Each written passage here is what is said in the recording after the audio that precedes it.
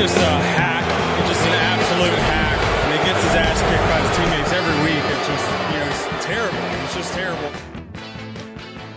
Welcome back to Hack City. Joe DeLeone and Sean Anderson, two former college football players from the University of Rhode Island. Today we are going to be previewing the final regular season week of FCS football.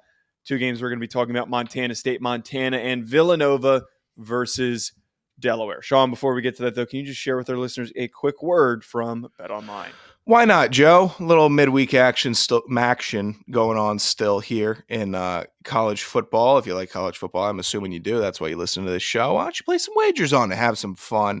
Look at some quarterbacks throw some back-breaking interceptions and then have to bite your tongue because they're 19 years old and it doesn't feel right yelling at them. So I get that. Jump in that boat with me and just sit and stew and watch your bet lose. Head to BetOnline today and remember to use our promo code BELIEVE for your 50% welcome bonus on your first deposit. BetOnline, where the game starts. I don't know why I would lie. I still yell at the quarterbacks. I yell at everybody. That was a lie. The discount 50% off with your sign up is not a lie. Me saying I don't yell at the 19-year-olds is a lie. I stupidly took Toledo to cover 10 points. Probably one of my worst bets from it. Past. Man, I couldn't be colder right now. I am unbelievably cold. Why would you bet against Bowling Green, man? The Falcons are hot. They're not, though. They came back. Toledo came back. They just didn't cover. I know. They were going to cover in the end of the game when they came back, and they were in a position. They're hot enough to mess up a cover. Whatever. Is what they are. Yeah. Speaking of hot teams, Montana right now is the team creating a lot of buzz in the FCS landscape. And of course, we're going to be talking about Montana versus Montana State. Now, this game has huge implications. It has Big Sky implications. And most importantly, not only is the winner of this game in the position to win the Big Sky, but it is going to impact the seeding. And we talked about for the depth of this season and the really beginning half of the year, we talked so much about how we really wanted to get that Montana State versus South Dakota State matchup as the 1 versus 2, because we wanted to get that rematch after they played each other. And this was way before Montana went on this surge that we have. So now there's another team in the fold that if they win this football game, arguably could be just as good of a matchup for South Dakota State as Montana State was. I know Montana State fans don't want to really love to hear us giving praise to Montana and saying that they're capable of putting up as much a fight against South Dakota State. But the reality of it is if they win this game, it proves that they're good enough to go toe-to-toe with South Dakota State like Montana State did. Sean, when I look at this game, though, I got to be honest, and I came in the preview doing all the notes. I made it as intentional as possible. I'm removing any and all bias with the interaction that we had with Montana fans. Mm-hmm. By the way, very quiet this week after I moved them up to number 2. Didn't hear a single word from any of them after I moved them up to number 2. No great ballot. Of course, that's never going to happen. Why would it? But as I've looked at this, I think that I have to lean Montana very slightly. I really do think that the way that they're running the football, Clifton McDowell has been really good. Eli Gilman's been really good. But defensively is where I lean in a game where it's going to be a head-to-head battle of who's running the ball better. They both run the ball at a ridiculous rate. Montana State is averaging 302 rush yards per game, 7.5 yards per carry, but they're going up against a defense, Sean, that is only allowing less than 85 yards per game rushing and has only given up 5 rushing touchdowns all year. I kind of lean the defensive side of this because of it. And then this isn't me saying it's going to be a wide margin, but if it's a close football game, I'm kind of liking Montana here. I know you typically do lean defense in these situations. I typically lean offense, even though history has proven otherwise, and why I shouldn't. But I still typically lean offense. This is the big test. This is the big tester, and this is a tricky game because the history, the rivalry, the hatred, the passionate fans kind of take over what you can predict will happen in your gut feeling. It is your Ohio State-Michigan game for the FCS. I mean, it's close enough. Obviously, you have the marker game. You have other big rivalries. Delaware-Villanova is a big rivalry, which we're about to get to. So in these crazy-ass games, crazy-ass stuff happens just because that's the nature of the game. It's almost like a completely different being when you play these rivalry games. So when that happens, I have to kind of break out a different measuring stick, and that's just going to be who can play the better brand of Montana football. And that's not Montana Grizz football. It is just state of Montana football. Who can play the better brand of that? What's the better brand of Montana football, you may ask? Oh, I'd be happy to enlighten you. How about running backs sticking their helmet in the chest of a linebacker, winning in the trenches, effective, forceful tackling? Being able to cover sideline to sideline has been a huge impact lately, especially with Montana State and the fast linebackers they've been able to have. It is a hard-nosed, knock them out, hide your kids, gonna be blood football game. And it's the best brand of football game that you get to watch. It's fun. There are fun players on each team, but whoever can go down and be the tougher team wins this game. That it's going to be the tougher team wins this game, because in crazy ass matchups like this, you have to throw out a little bit of reality. You just do. This game's also being played at Montana, which is enough for, like a 1-point edge, because these teams are very, very evenly matched. I also want to establish here that this game's basically a pick 'em. Whoever you pick, it can go either way. I really don't think that there is a clear, this is the team that wins the football game, because right now one team's really hot and one team is really experienced in these situations. So it's, which one do we go with? And as one team's been hot over a period stretch of games, the other one has been hot over the past couple of seasons. So it's like, which one do we decide to, turning around and going into the playoffs in these make or break games? Which one do we lean?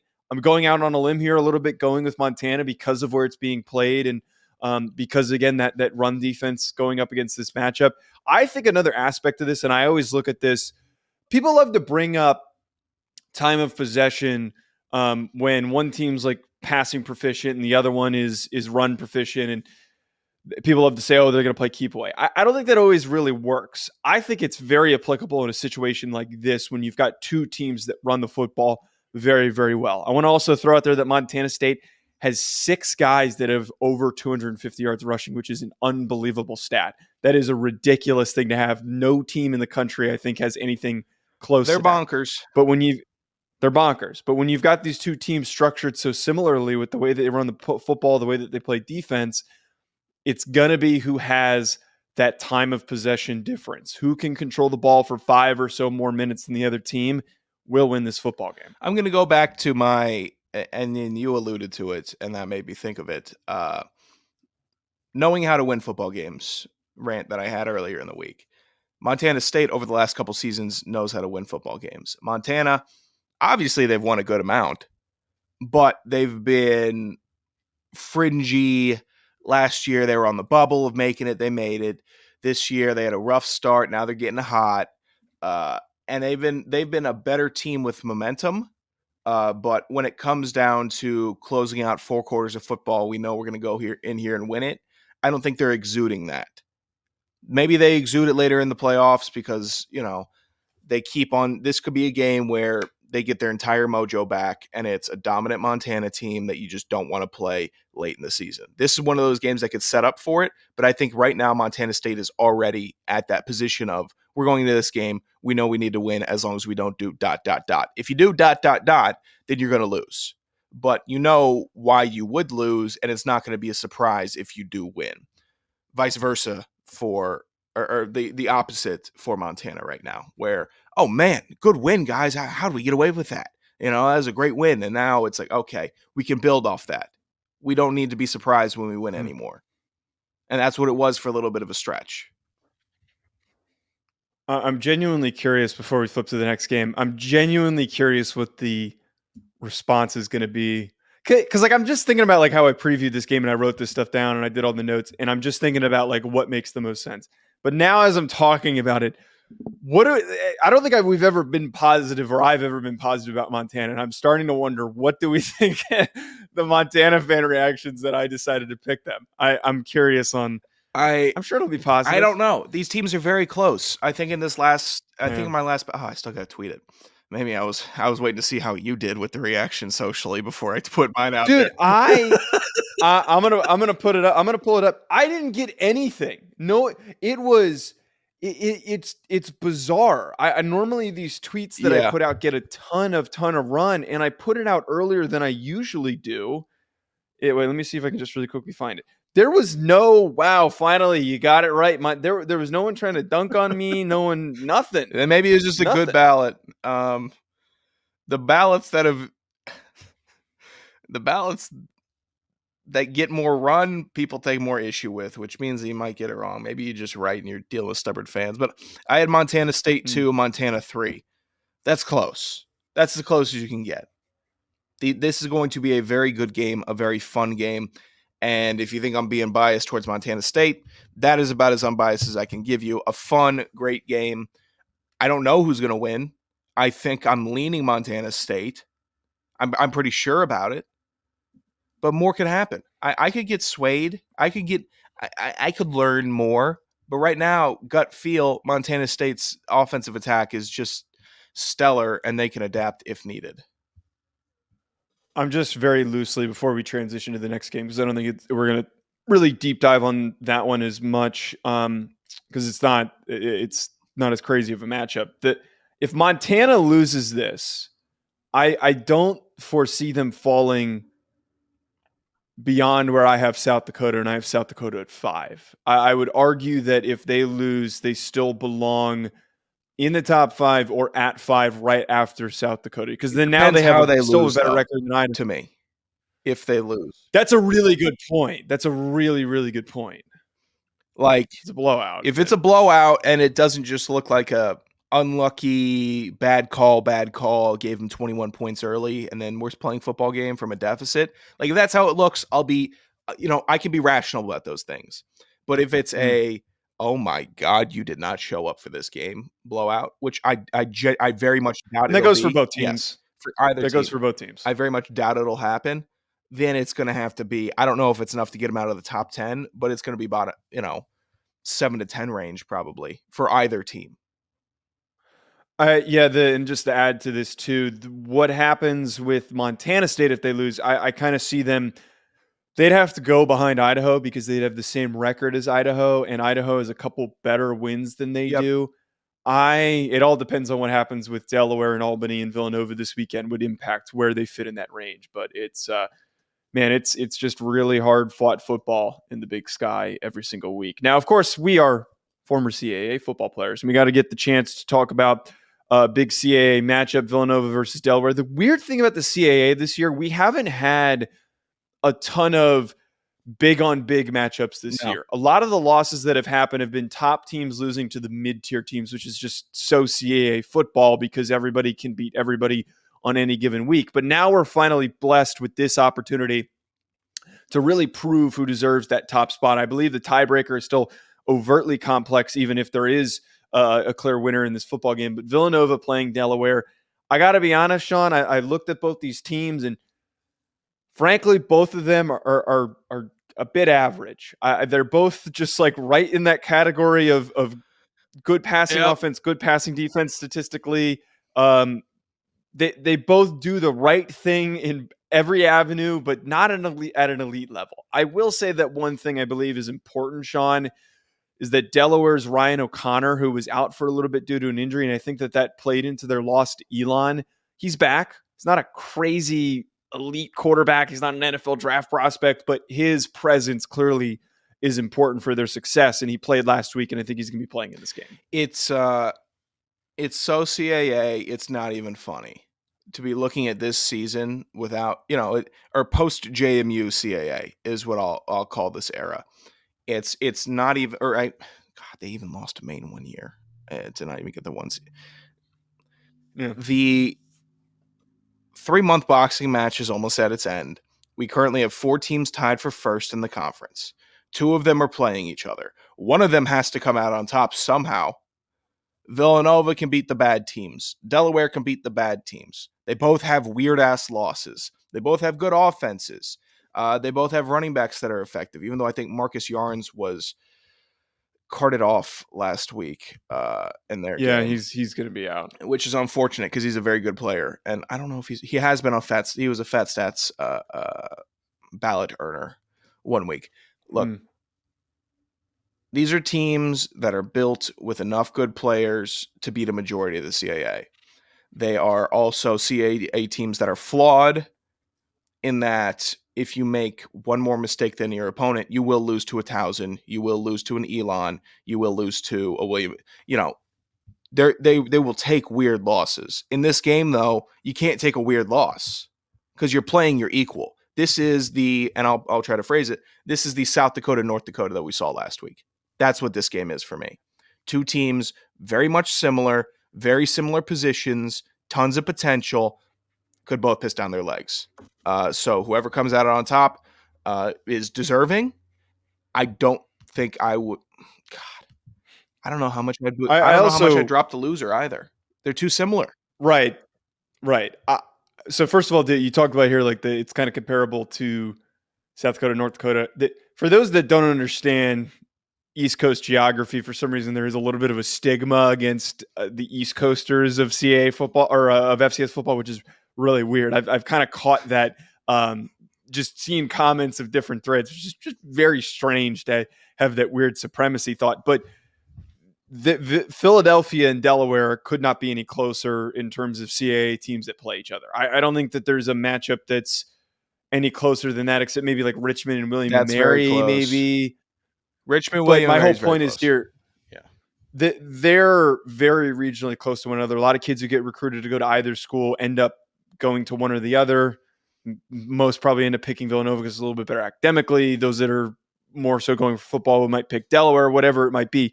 There is a clash here because the people that go to both these programs come from that same recruited region of South Jersey, a lot of DMV guys, Pennsylvania, a lot of DMV guys.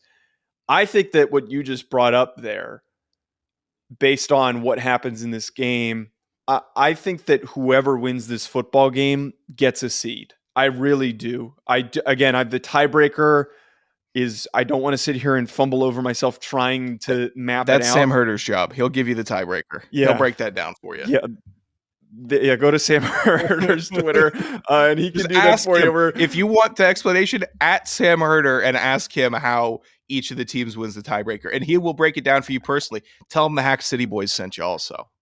Yeah, say Joe and Sean were too lazy to figure it out, and say, can you please figure this out for us? I want it to sound like you're digging us, but you're really kind of giving us a little free promo. I do whatever you want, but I think at Sam Herder and ask him about the tiebreaker.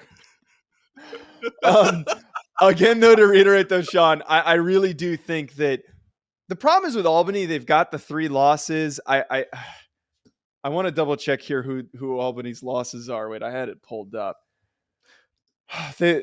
They've lost to, I only have 2 of them written down. I'm going to pull it up in a quick second, but I really think that the winner of this Villanova Delaware game is the seeded CAA team. And I think only one CAA team will get seeded. Yeah.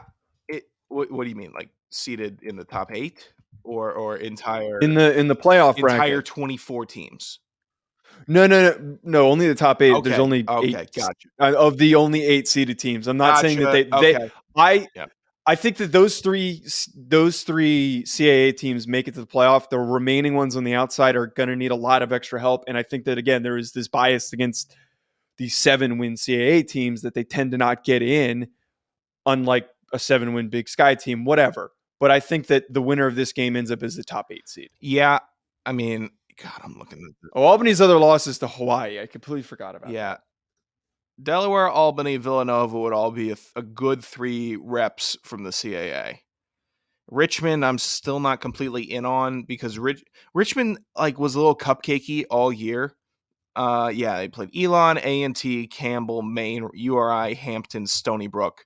That is genuinely the easiest CAA schedule you can have this season. They close with William and Mary, okay. But God, yeah. No, if it comes down to a different team in Richmond, and I would not put Richmond over them. You know what? I'm changing my take. What I just said there.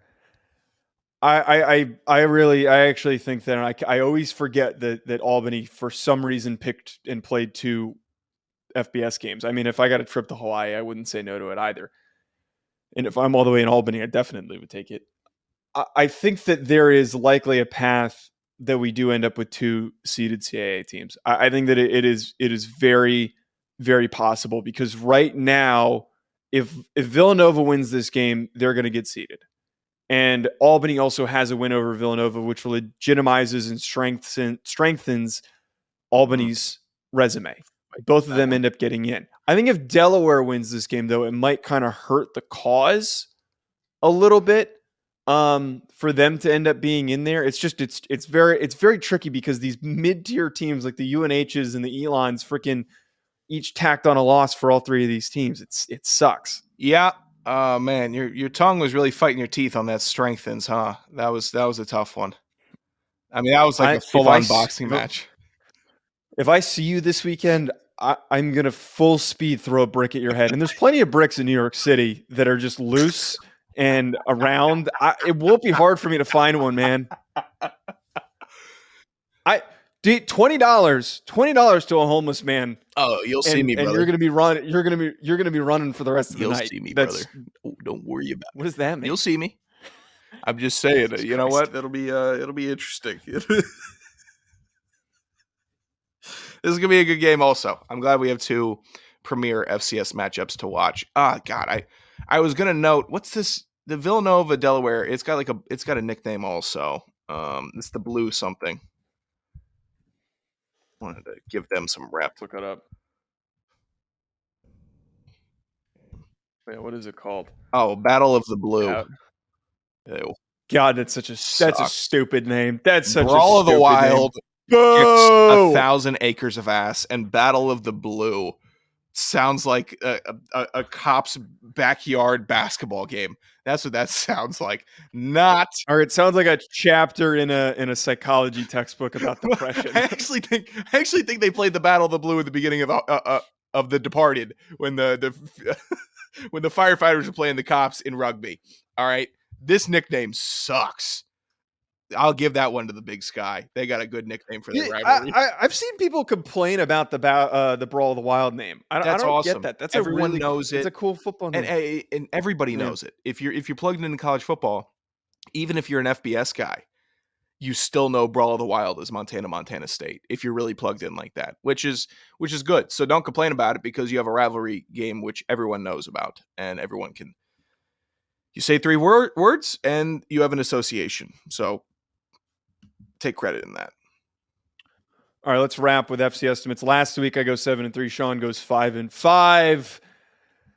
There is literally absolutely no way that you can catch up. And I will allow for this one because I'm up by so big, Sean. If you want to include playoff, we'll include playoff picks. We'll include the whole playoff bracket picks for the full total of FC estimates. I think we've done that in the past.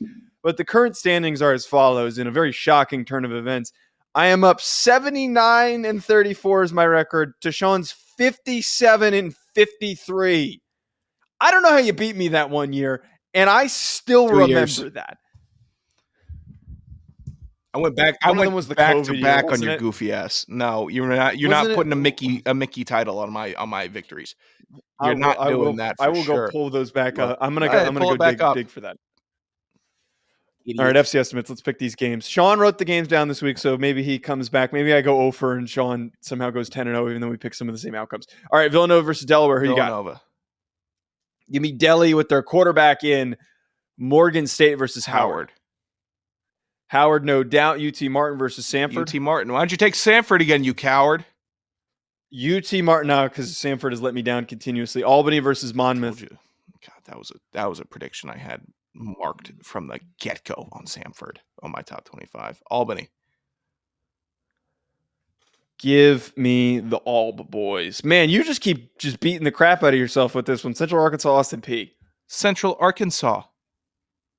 Austin Peay, man. You keep doing this to yourself. Austin Peay might earn a seed if they win this game, if they're going to be in that conversation. I know.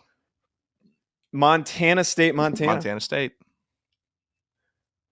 Montana is going to be my pick. I don't want to hear from any Montana State fans that have given me shit the whole year for not picking them. And then if they lose this game and I'm called a jinx, I'm going to lose it. I'm going to lose it if that happens. It's Northern Arizona versus Eastern Washington. Oh, I want to take the Lumberjacks, but I'm going with Eastern Washington.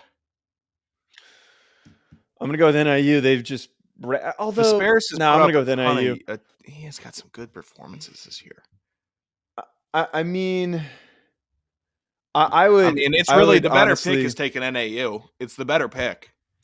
Well, what I was just about to say is that they only beat like high top ranked Yeah. teams. The rest of their schedule is very terrible. URI versus Towson. Accidentally skipped one, but URI versus Towson. Nice. URI. Give me URI Love as to well. lose North this Dakota State, game. UNI. Love to lose that game. North Dakota State. Probably will. I'm gonna go with North Dakota State as well, and then Richmond versus William and Mary. William Mary. Let's get a little more CAA chaos, taking down one of the tied for firsts. William and Mary is underwhelming. Give me Richmond. At Joe DeLeone at Sanderson Radio. Thanks for tuning in. Make sure you subscribe wherever you can find your podcast on YouTube. We will be back with more. Enjoy the rest of your week.